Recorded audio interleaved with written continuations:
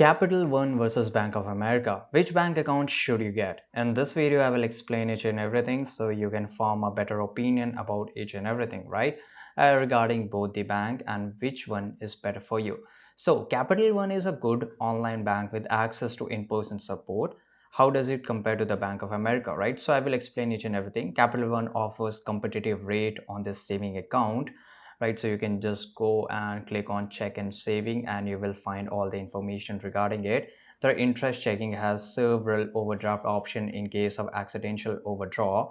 There are no minimum deposit or service fee in Capital One.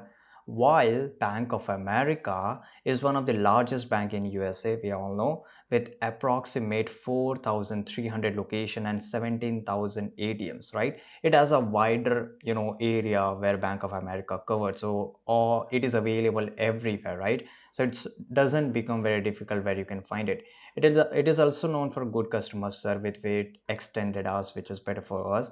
It offers checking, saving, CDS, IRR, and investment accounting through Merrill Edge, right? So it's very great. Compare Capital One with Bank of America side by side. The first one is, special offers. Right now, both of this bank provide special offer to their customers. On the saving, a Capital One provide 4.35% APY, right? While on the other side, Bank of America doesn't provide you anything, right? So in the checking, same goes 0.10% APY for Capital One, but on the Bank of America, nothing, right? And the location, Capital One is available at 273 branches, while on the other side, Bank of America is available on 3,922 financial centers, right? So it's up to you. And let me just tell you something, the last, which is pros and cons. For the Capital One, now let's talk about the Capital One. The pros is overdraft protection option, no account minimum, right? 24 cafes for in-person support, right? And the con is lower saving APY compared to the other online banks. Now let's talk about Bank of America pros. Large branches network, which is good, extended service hour, full service banking.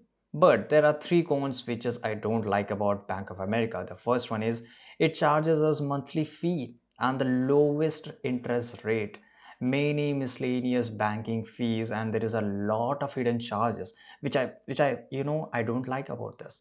So it's up to you. You can choose any one of them, and both are the one of the best bank which is available in America. And I hope you found this video very useful.